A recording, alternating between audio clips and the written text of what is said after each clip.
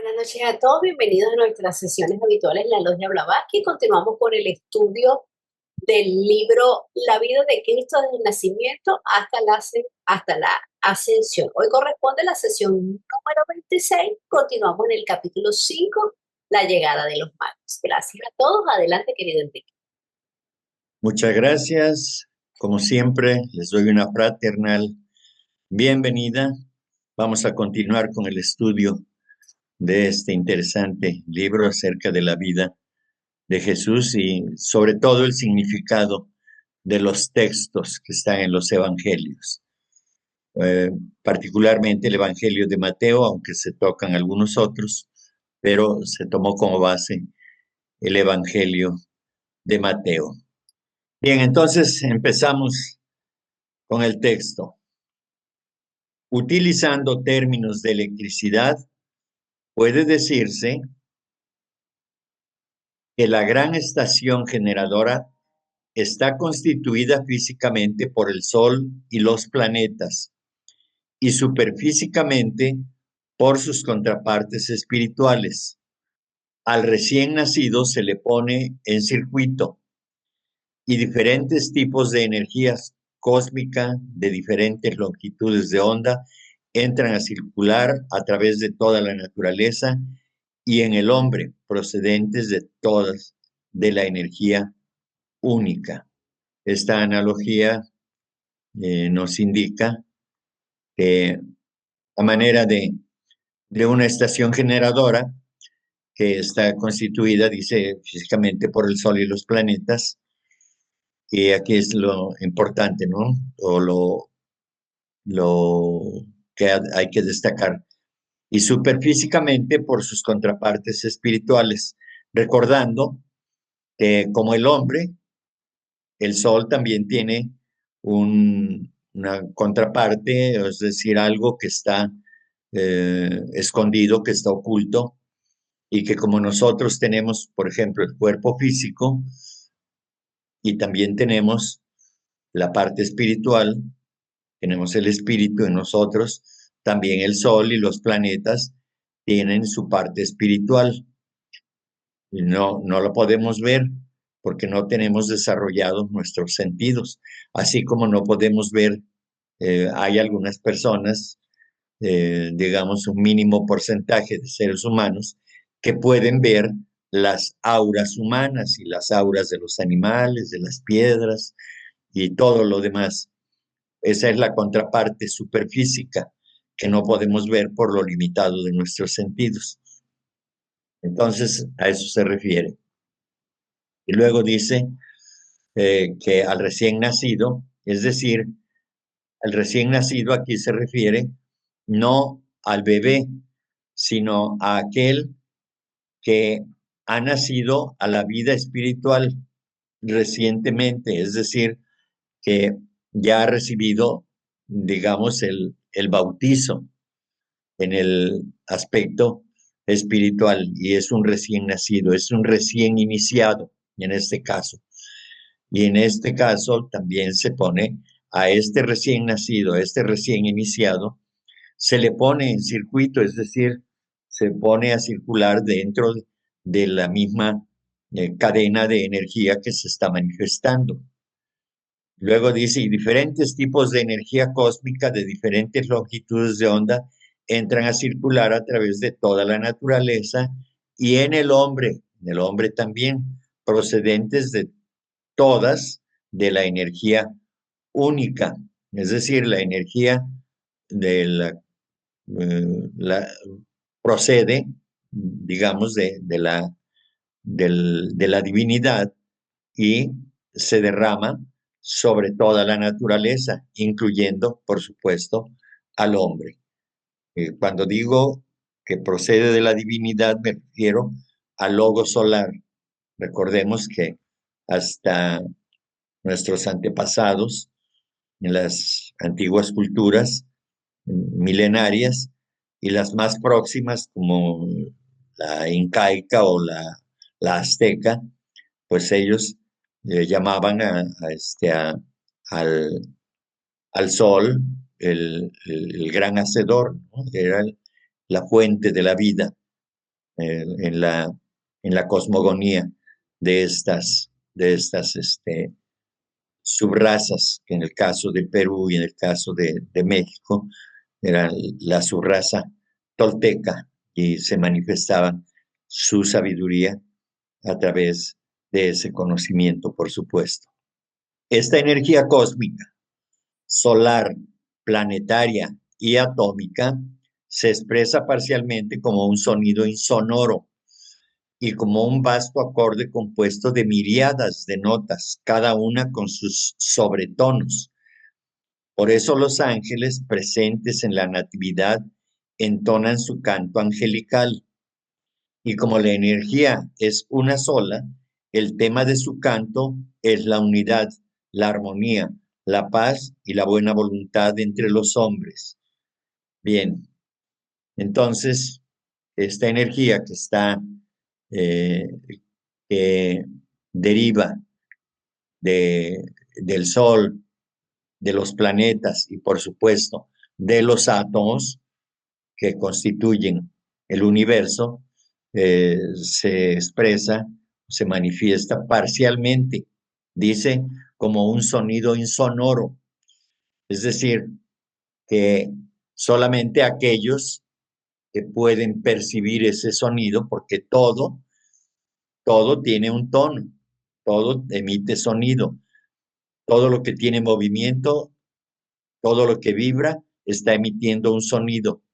Lo que pasa es de que nosotros, con nuestros limitados sentidos, no podemos escucharlo, pero sí podemos verlo a través de los colores, porque recordemos que los colores también nos dan indicación de que hay movimiento, de que hay vida. Pero esto solamente pueden percibirlo aquellos seres humanos que han logrado desarrollar precisamente esas capacidades, ese desarrollo psíquico del sonido, perdón, del oído interno, para que se puedan escuchar los sonidos de más alta, de más elevada vibración, cosa que no podemos hacer el común de los seres humanos. Y luego dice con un vasto acorde compuesto de miríadas de notas, cada una con sus sobretonos. Volvemos a lo mismo. Entonces, esta vastedad también es infinita, pero está acorde precisamente con las capacidades desarrolladas de cada ser humano para que esto se pueda digamos, notar, se pueda percibir por parte del que está viendo y oyendo, y más allá, comprendiendo. Luego dice, por eso los ángeles presentes en la Natividad entonan su canto angelical. Aquí debemos hacer también otra aclaración. ¿Sí? Los ángeles no son esos personajes alados, como se nos presentan. Son energías, inteligencias superiores, puras, llenas de amor y llenas de justicia, que están presentes en ese momento. Pero veámoslo más bien como poderes, no como personas, no como los famosos ángeles o hablado reverencialmente o expresado reverencialmente, los angelitos, así tiernamente, ¿no? En este caso, son poderes, son potencias que están ahí, son energías que se hacen presentes ahí y desde luego que emiten una vibración que para aquellos que logran captar esas vibraciones es como un canto, digámoslo así, angelical o sublime, muy elevado, ¿sí? Dulce, lleno de amor. Y como la energía es una sola, el tema de su canto es la unidad, la armonía, la paz y la buena voluntad entre los hombres. Pues con esa grandeza de espíritu que tienen estas potestades o estos poderes, entonces lo único que queda es precisamente percibir esa unidad, esa armonía y esa paz interna, y sobre todo toca al hombre para hacerlo un ser de buena voluntad.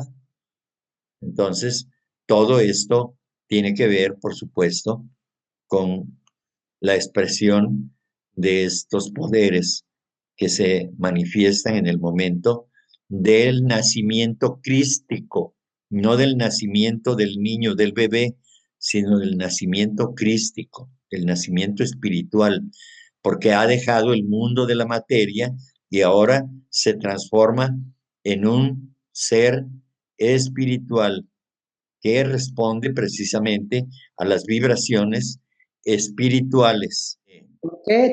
¿Por qué se está tomando en cuenta nada más a Mateo y no a los otros tres? A lo mejor ya lo dijiste, ¿no? Pero yo no recuerdo la razón por la cual se toma en cuenta nada más a Mateo. Esa es una pregunta. Sí, a ver, te contesto. El señor Geoffrey Hodgson tomó el Evangelio de Mateo porque lo creyó más conveniente.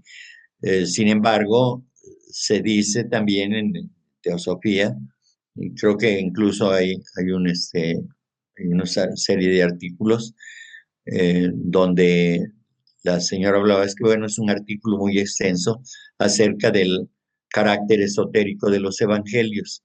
Y ahí, pues,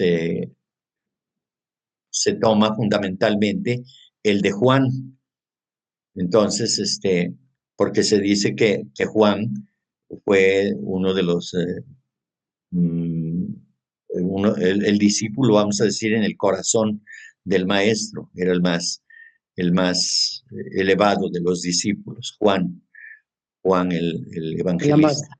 Ajá, sí, pero no, nada especial que yo sepa, solamente él quiso tomar el de Mateo, por alguna razón, quizá encontró que tenía mejores explicaciones de alguna manera para la presentación, como lo hizo a través del libro. Pero, pues más o menos la mayoría de los evangelios dicen lo mismo, o sea, tratan lo mismo, sacan algún otro tema diferente, pero en términos generales, ellos son, digamos, los transmisores o los difusores de las enseñanzas que dio el Maestro Jesús. Y en términos generales, pues es la misma enseñanza. Pues sí, el cristianismo en general toma en cuenta a Dios como Jehová.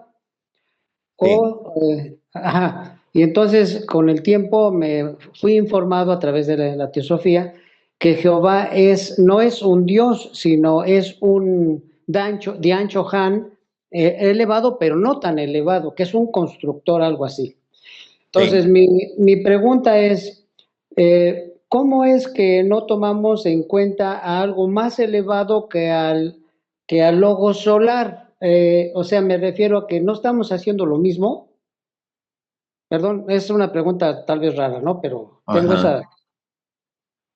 No, porque toda la enseñanza gira en torno al sistema solar y el eje, el corazón del sistema solar es el logo solar. ¿Sí? Jehová es uno de sus obreros, es uno de los obreros del logo solar. Y todos los Diancho Hans son huestes angélicas, son huestes de arcángeles y de Diancho Hans y de poderes y de tronos y todos los nombres que se les quieran dar, que derivan del poder único, central, que es el logo solar, el logos espiritual. Sí, entonces Jehová es uno, pues es un amanuense, digamos, es como el director de obra, vamos a decir, nada más. Sí, así es. Sí, entonces él se les llama cosmocratores, o sea, constructores.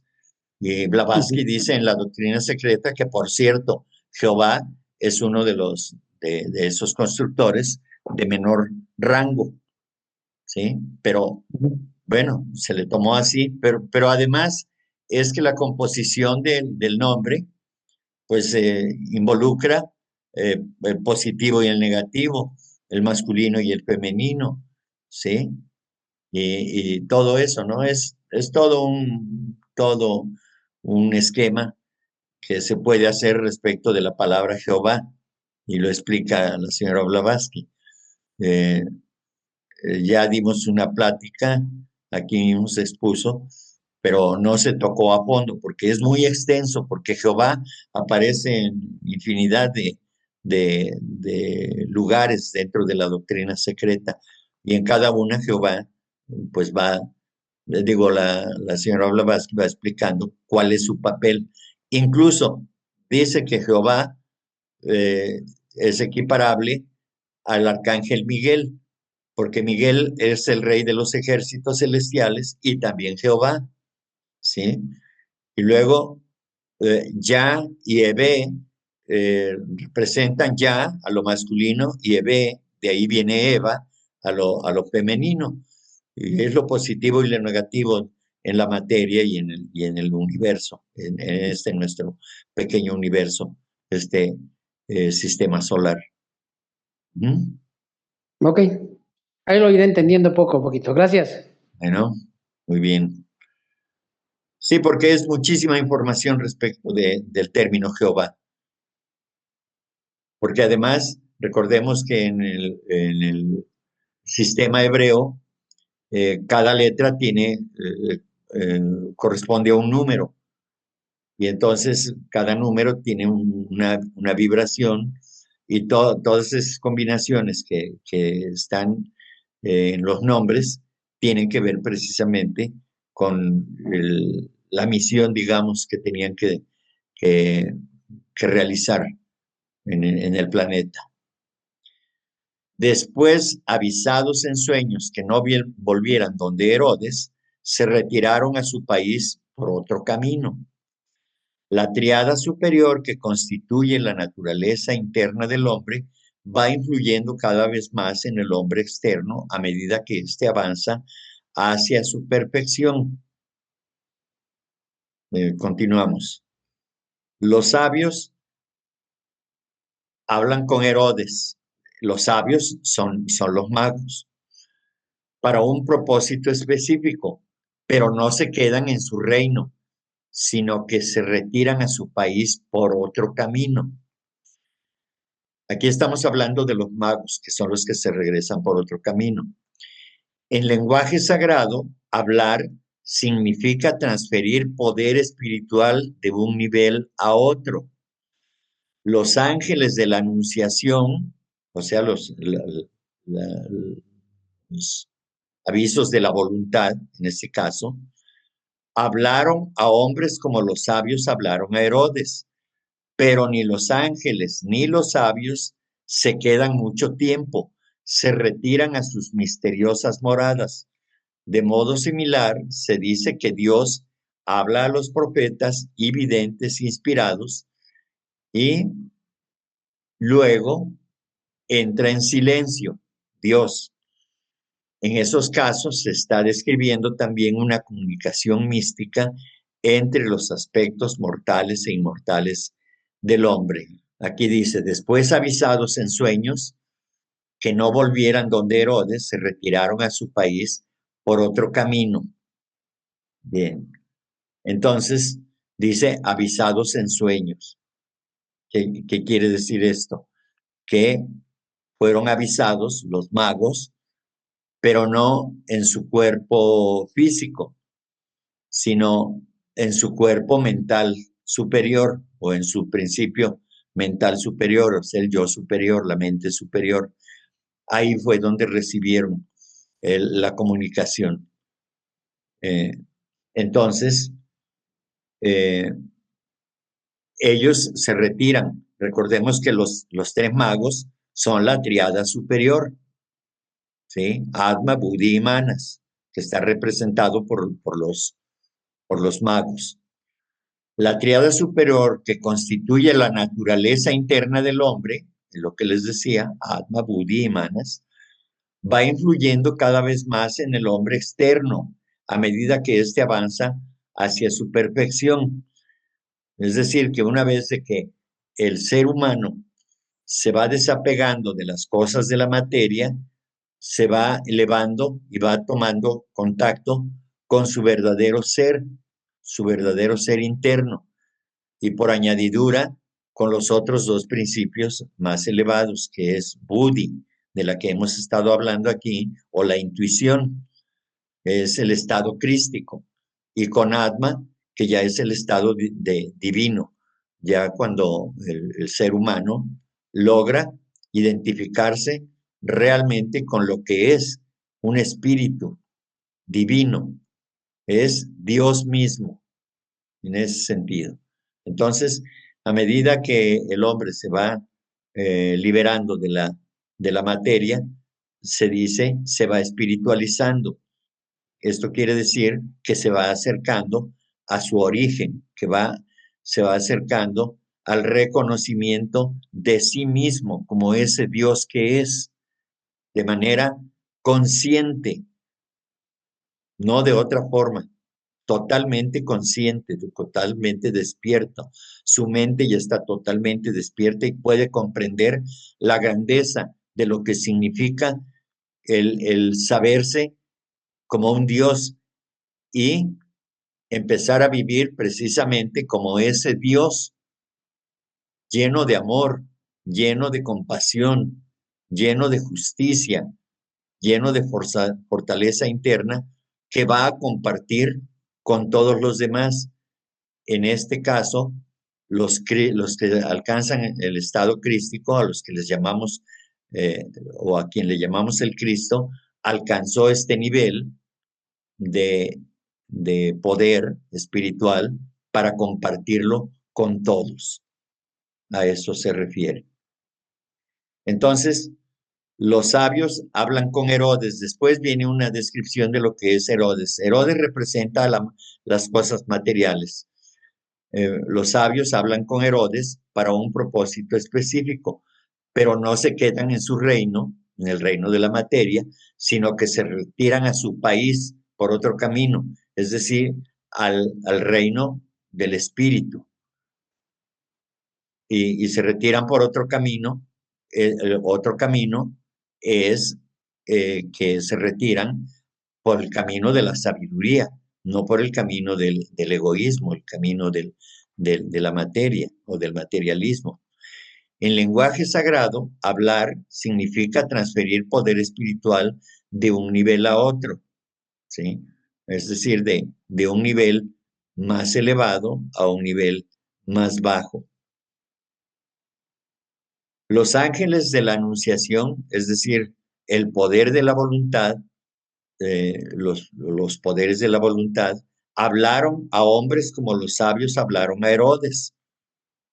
Pero ni los ángeles ni los sabios se quedan mucho tiempo, se retiran a sus misteriosas moradas, sí, porque el poder de la voluntad radica en los planos superiores, en el plano divino, prácticamente en el plano de la mónada, en el plano monádico. Ahí radica el poder de la voluntad. Por eso los gobernantes nacen bajo el rayo de la voluntad. Los gobernantes y los ministros de las iglesias, todos los que ejercen un poder, nacen en el rayo de la voluntad, precisamente. Entonces, ese poder emana precisamente del reino monádico, del reino de las mónadas, del reino divino, de la divinidad. Bueno, de modo similar se dice que Dios habla a los profetas y videntes inspirados y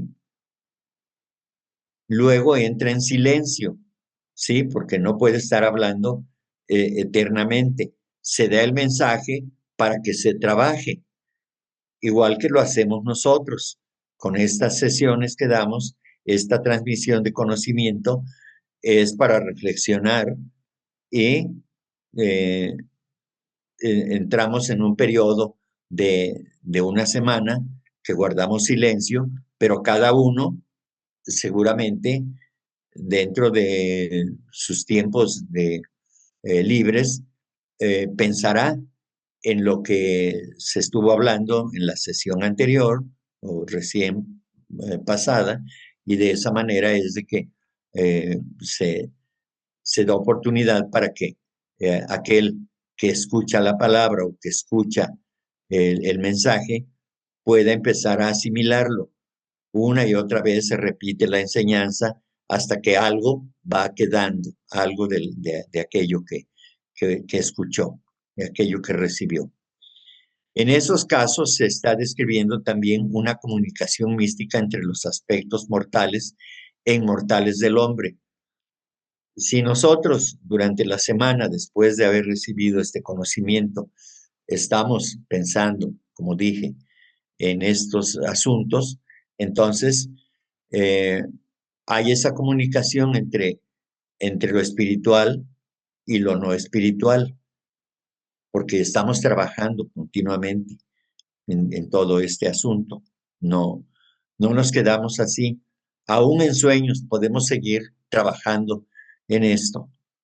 Lo que pasa es de que, como no recordamos mayormente, casi en su totalidad, lo que hacemos cuando estamos dormidos, cuando el hombre verdadero está libre, no tenemos memoria de eso, no tenemos registro. Y si hay ese registro, pero el cerebro físico no lo registra. Bien. Ahora pasamos a Mateo 2:13. Dice, después que ellos se retiraron, el ángel del Señor se apareció en sueños a José y le dijo, levántate, toma contigo al niño y a su madre y huye a Egipto. Allí estarás hasta que te avise, porque Herodes va a buscar al niño para matarle. Entonces viene la explicación. El logro de una verdadera experiencia mística o de cualquier gran ampliación de conciencia va seguido generalmente por cierto conflicto. Sí, así es efectivamente. El neófito se olvida temporalmente de su cuerpo y de sus exigencias y necesidades, de las del cuerpo, pero al emerger de ese estado vuelve a sentirlas más insistentes que antes, por contraste con el estado de éxtasis. Esto se debe a la instintiva resistencia que ejerce la inercia de la materia y al temor instintivo de perder la libertad de entregarse a los deseos. Herodes personifica esta resistencia de la mentalidad egoísta, de las emociones posesivas y sensuales y de las actividades habituales y placeres del cuerpo. El hombre mortal ve claramente que su dominio sobre el yo inmortal está amenazado y acabándose. Esto, naturalmente, origina una lucha en la que la mente mundana intenta destruir el idealismo espiritual. Para lograr una verdadera experiencia mística, generalmente esto genera un conflicto. ¿Por qué? Porque el ser humano que se establece o pretende establecerse en un nivel de espiritualidad determinado, aunque sea mínimo, siempre le va a surgir el asunto del deseo materialista, del deseo por la satisfacción del placer en términos generales. El deseo generalmente está asociado a la satisfacción de los placeres, lo cual nos lleva al dolor necesariamente. Pero buscamos ese placer porque ya lo hemos probado, sabemos que es algo que nos place, que nos da esa seguridad de que vamos a disfrutarlo, y nos olvidamos de que seguidamente viene una respuesta de dolor. Pero en términos generales, ya habíamos comentado anteriormente que cuando se nos impone un régimen alimenticio que está alejado de los antojitos y de los deseos por consumir todo aquello que nos están retirando ahora porque es perjudicial para la salud, inmediatamente el cuerpo emocional, o el principio más emocional llamado kama, protesta porque está acostumbrado a ese tipo de manifestaciones y entonces protesta inmediatamente y quiere volver al antiguo régimen, quiere volver a la satisfacción de esos deseos. Y entonces es igual cuando un hombre se eleva espiritualmente, va a ser acosado por esos deseos de placer, por esos deseos de dominar a otros, por los deseos de ser importante, de sentirse importante y todas estas cosas. Y entonces viene un sacudimiento.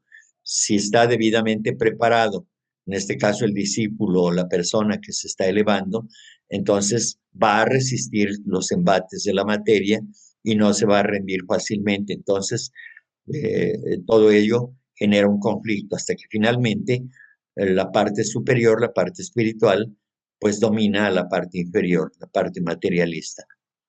Bien. Entonces ya habíamos dicho, Herodes personifica esta resistencia de la mentalidad egoísta, es decir, Herodes representa a la personalidad con sus deseos, con sus emociones de posesión, dice aquí, y de sentir, de querer sentir, ¿sí? De estar en el mundo de la sensación, cualquiera, desde la más elevada hasta la más burda, la más baja. Es generalmente así vive el hombre. Y aquí lo dice claramente, y de las actividades habituales, o sea, lo que está acostumbrado, a lo que el cuerpo recibe y disfruta, sus placeres, la comida, el sexo y otro tipo de cuestiones que tienen que ver con el cuerpo físico, ¿sí? El ejercer fuerza o el poder a través de su fuerza también, eso se manifiesta de esta manera. El hombre mortal ve claramente que su dominio sobre el yo inmortal está avanzado y acabándose, ¿sí? Por eso en el libro de A los pies del maestro se habla mucho y se le recuerda al discípulo, recuerda que tú no eres tu cuerpo, recuerda que no eres tus emociones, tampoco eres la mente, refiriéndose a la mente inferior. Estos tres aspectos o principios inferiores están relacionados con el hombre físico y prácticamente el hombre físico es la víctima porque termina por enfermarse el cuerpo físico cuando se abusa del uso de lo que produce o de lo que impulsan los deseos, desde luego aunado a los pensamientos de la mente inferior egoísta y separatista egoísta que tiene la necesidad de experimentar a través del cuerpo físico. Al cuerpo físico o a estos principios inferiores no les interesa el idealismo espiritual, lo que les interesa es estar en su mundo en el que han disfrutado, imagínense, durante miles de años o millones de años, mejor dicho. Mientras el hombre está evolucionando, son esos principios los que mandan, son los que gobiernan. Y hoy en día, como estamos en la cuarta ronda es donde habrá de desarrollarse precisamente el cuarto principio, que es kama, que son los deseos. E irá desarrollándose a través del sufrimiento, a través del dolor, desde lo más burdo, hasta que finalmente los deseos se vayan convirtiendo, los deseos mundanos se vayan convirtiendo en deseos elevados, en deseos espirituales. Eso es en lo que estamos actualmente. A ver. Todo eso que hacemos y que no está de acuerdo con una vida mejor, pero sin embargo creo yo que es necesario para que a través del dolor podamos corregirnos si es que queremos, ¿no? porque pues yo creo que muy pocas personas nacemos ya con esa enseñanza de cómo debemos comportarnos en todos los aspectos, ¿no? Ya sea en alimentación, en ejercicio, etcétera. Entonces, todo eso que nos pasa, sí nos sirve, ¿no? Nos sirve para que nosotros, a través del sufrimiento, podamos mejorar, podamos hacer esos cambios, esa transmutación, ¿no? ¿O no?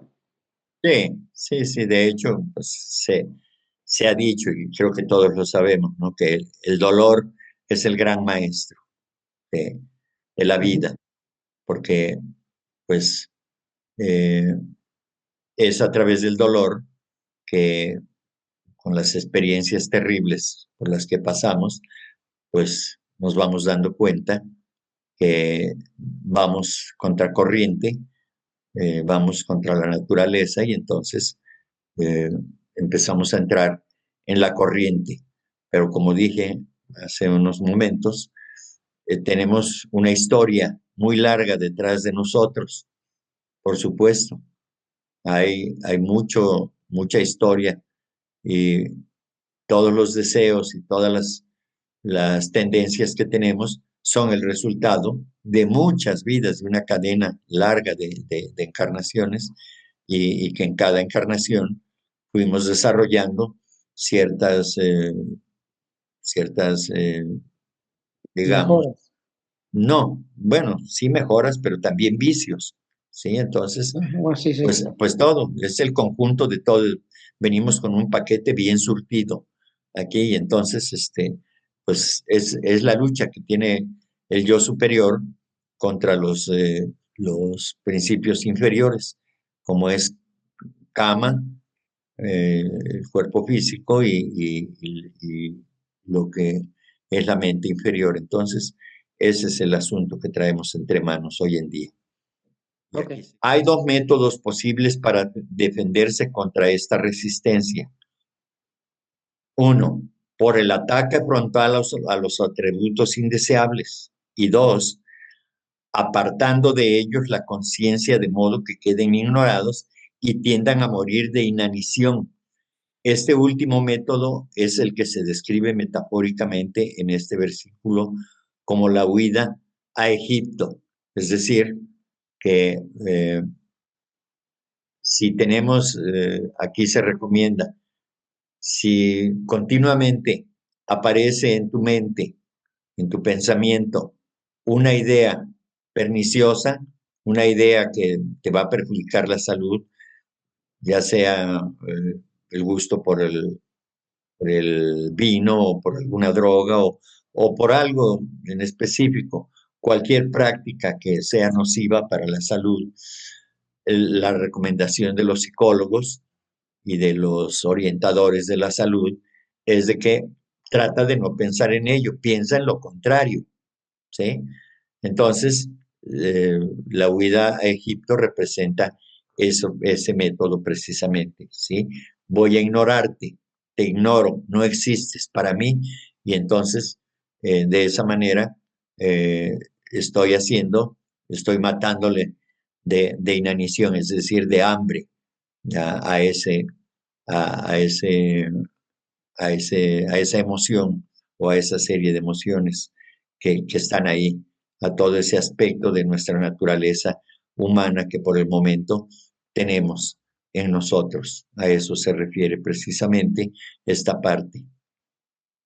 Recordemos que José representa a la mente.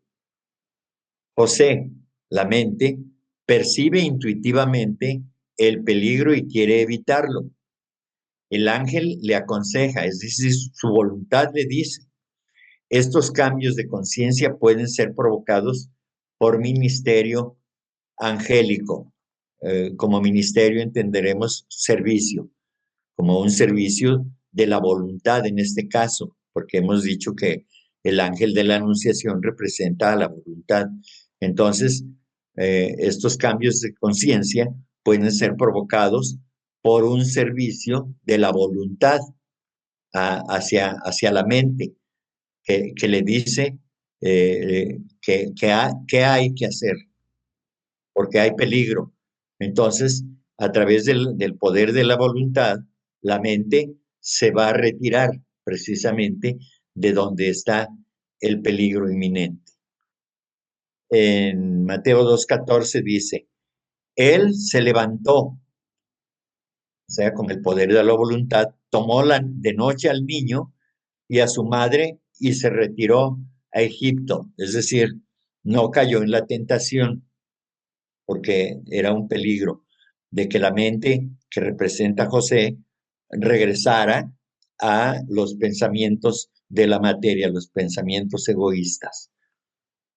Luego dice en el Mateo 2:15, y allí estuvo hasta la muerte de Herodes, o sea, hasta que lo materialista murió, para que se cumpliera el oráculo del Señor por medio del profeta. De Egipto llamé a mi hijo, dijo el profeta. ¿Sí? Bueno, dijo Dios, de Egipto llamé a mi hijo. ¿Sí? Entonces, el resultado de que es el hijo es precisamente la elevación al estado crístico, que ya dio un fruto. El hijo es un fruto de la sabiduría divina en este caso. Bien, los autores del Antiguo Testamento usan a Egipto como un símbolo del estado más denso de materia al que desciende la vida divina en su jornada involutiva y en el que queda estrictamente restringida la vida divina. En este sentido, Egipto representaría el cuerpo en el que el yo espiritual reencarna repetidas veces, una especie de atadura a la carne. ¿Sí? Creo que está muy claro, precisamente, en este sentido, lo que representa Egipto alegóricamente, en este caso, porque José huye con el niño hacia allá, hacia un lugar seguro, hacia su templo que es su cuerpo que está fortalecido por la mente superior, y entonces precisamente es ahí donde va a estar seguro para proteger a quien, al recién nacido espiritualmente, al nuevo Cristo, al que ha nacido a la vida crística. Bien, pero en el Nuevo Testamento se acentúa más el arco de regreso, la evolución más bien que la involución. Egipto viene a ser entonces un punto de partida, un trampolín para el desenvolvimiento del espíritu humano, para el regreso a su fuente. Egipto es, pues, un símbolo de la etapa evolutiva y el estado de conciencia con que el hombre emprende voluntariamente la jornada que le conducirá rápidamente al estado de iluminación y más tarde a la plenitud del adeptado.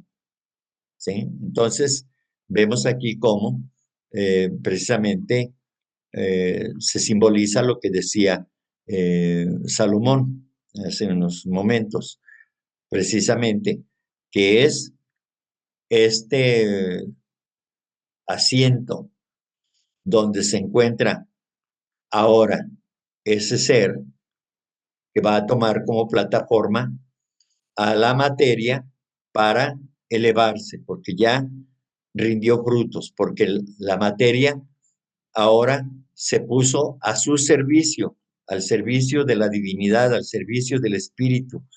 Es eso lo que significa, que ahora ya siendo plenamente consciente de este asunto, en este sentido, ya puede liberarse de la materia tranquilamente y se puede elevar, porque ya la materia ahora le sirve, ahora la materia es su servidora, ya no depende de la materia y por lo tanto ha logrado su liberación de la materia. Eso es lo que yo veo que representa y entonces se eleva hasta alcanzar esa iluminación que está buscando, pero completamente fortalecido, porque una vez que se libera de las cadenas de la materia, entonces la fuerza, la potencia de la voluntad del hombre se magnifica, se potencializa grandemente y es entonces que se puede alcanzar la iluminación, porque se está libre de la materia completamente. Por eso dice que se eleva rápidamente al estado de iluminación, es decir, alcanza el plano búdico y más tarde a la plenitud del adeptado, es decir, se convierte en un maestro, como está representado y como se le dice al Maestro Jesús cuando alcanza el estado crístico, se convierte en un adepto, es decir, en un maestro de maestros. Aquí vamos a dar por terminada la sesión de hoy y la semana próxima ya terminamos con este capítulo tan interesante acerca de la llegada de los magos. Y he de decir que no dice los reyes magos, sino dice los magos solamente. Así que con esto les agradezco su atención.